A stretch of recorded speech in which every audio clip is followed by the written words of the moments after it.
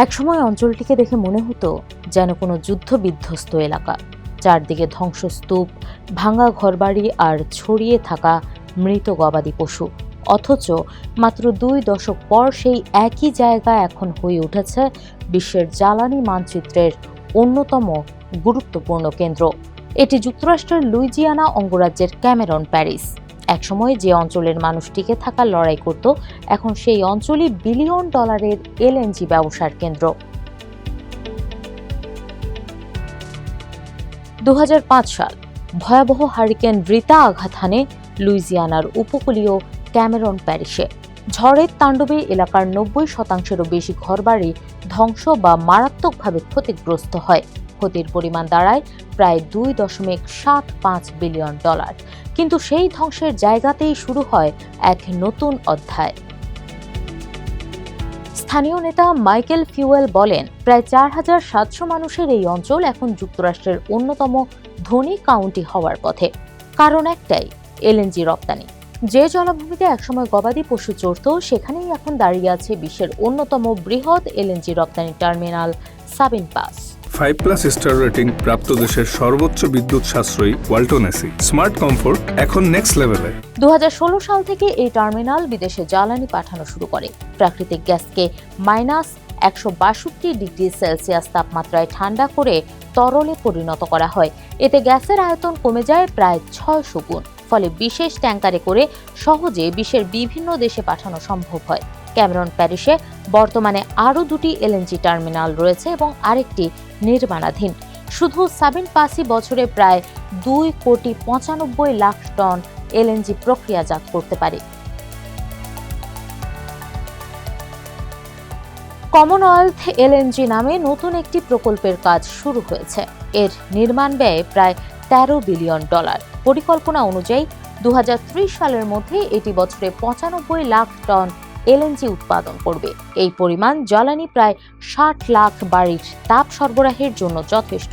আগামী 10 বছরে Cameron parish শুধু এলএনজি প্রকল্পগুলো থেকেই $4 বিলিয়ন বেশি কর রাজস্ব পেতে পারে বলে ধারণা করা হচ্ছে। প্রায় 1 দশক আগেও যুক্তরাষ্ট্র প্রায় কোনো এলএনজি রপ্তানি করত না, কিন্তু এখন দেশটি বিশ্বের সবচেয়ে বড় এলএনজি সরবরাহকারী, যার বড় অংশ আসে লুইজিয়ানা থেকে। যুক্তরাষ্ট্রের মোট এলএনজি রপ্তানির প্রায় 60% এই রাজ্য থেকে যায়। গ্যাস আসে শুধু লুইজিয়ানা নয়, টেক্সাস এবং পেনসিলভানিয়া সহ বিভিন্ন এলাকা থেকে পাইপলাইনের মাধ্যমে। আর লুইজিয়ানার এলএনজি রপ্তানির প্রায় 2/3 আসে ক্যামেরন প্যারিশ থেকে। যুক্তরাষ্ট্রের এলএনজির সবচেয়ে বড় ক্রেতাদের মধ্যে রয়েছে ইউরোপ।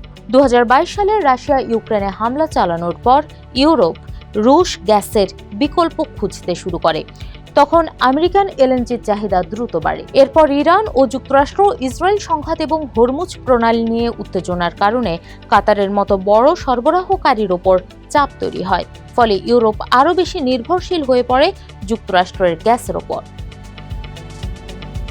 জ্বালানি বিশ্লেষকদের মতে এখন ইউরোপের গ্যাস আমদানির প্রায় 2/3 সরবরাহ করছে যুক্তরাষ্ট্র। 2021 সালে এই হার ছিল মাত্র প্রায় 1/4। 2025 সালে যুক্তরাষ্ট্র ইউরোপ বাণিজ্য চুক্তিও এই সম্পর্ক করেছে আরও শক্তিশালী। চুক্তি অনুযায়ী ইউরোপ আগামী 3 বছরে এলএনজি, তেল ও পারমাণবিক জ্বালানি সহ প্রায় $750 বিলিয়ন মার্কিন জ্বালানি কিনতে প্রতিশ্রুতিবদ্ধ।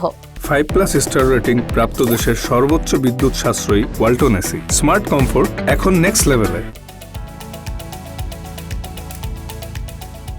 এলএনজি শিল্প ক্যামেরনকে বদলে দিলেও তৈরি হয়েছে নতুন উদ্বেগ। বড় জাহাজ চলাচলের জন্য সমুদ্রপথ গভীর করতে গিয়ে পরিবেশের ক্ষতির আশঙ্কা বাড়ছে। 2025 সালে প্রায় 15,000 ঘন গজ খননকৃত মাটি নির্ধারিত এলাকার বাইরে ছড়িয়ে পড়ে। তবে স্থানীয়দের অসন্তোষের পাশাপাশি অর্থনৈতিক লাভও স্পষ্ট। 2010 সালে $59,555 থেকে 2024 সালে পরিবারের গড় আয় বেড়ে দাঁড়িয়েছে প্রায় $75,000। ইউরোপ এখন একই গ্যাসের চালানের জন্য এশিয়ার সঙ্গে প্রতিযোগিতা করছে, ফলে দাম বাড়ছে। 2030 সালের মধ্যে ইউরোপের এলএনজি আমদানির বড় অংশ যুক্তরাষ্ট্র থেকে আসতে পারে। সবচেয়ে বেশি চাপ পড়েছে জার্মানির উপর। গ্যাস নির্ভর শিল্পগুলোর খরচ বেড়েছে কয়েক গুণ। একটি শিল্প পার্কের গ্যাস বিল 6 কোটি ইউরো থেকে বেড়ে প্রায় 20 কোটি ইউরোতে পৌঁছানোর আশঙ্কা করা হচ্ছে। পরিবহন ও প্রক্রিয়াজাতকরণের কারণে মার্কিন গ্যাসের দামও অনেক বেড়ে যায়। ইউক্রেন যুদ্ধের পর জার্মানিতে বিদ্যুতের দাম বেড়েছে প্রায় 31%, গ্যাসের দাম 74%-এরও বেশি। পুরো ইউরোপীয় ইউনিয়নে বিদ্যুতের দাম বেড়েছে প্রায় 30%, আর যুক্তরাজ্যে গ্যাসের দাম বেড়েছে প্রায় 120%। ক্যামেরন প্যারিসে এখন সবচেয়ে বড় ভাবনা ইউরোপের জ্বালানি নয়, বরং নিজের এলাকার ভবিষ্যৎ। একসময় যে অঞ্চল জনশূন্য হবার পথে ছিল, এলএনজি শিল্পের কারণে সেখানে তৈরি হয়েছে নতুন কর্মসংস্থান ও সম্ভাবনা। স্থানীয় নেতা ফিউয়েলের স্বপ্ন, তরুণরা যেন আবার নিজেদের এলাকায় ফিরে এসে ভালো চাকরি ও উন্নত জীবনের সুযোগ পায়। হারিকেন রিতার ধ্বংসস্তূপ থেকে উঠে আসা ক্যামেরন প্যারিস আজ বিশ্ব জ্বালানির মানচিত্রের গুরুত্বপূর্ণ কেন্দ্র। এলএনজি শুধু ইউরোপের জ্বালানি চাহিদা পূরণ করছে না, বদলে দিচ্ছে একটি ছোট উপকূলীয় জনপদের ভাগ্য।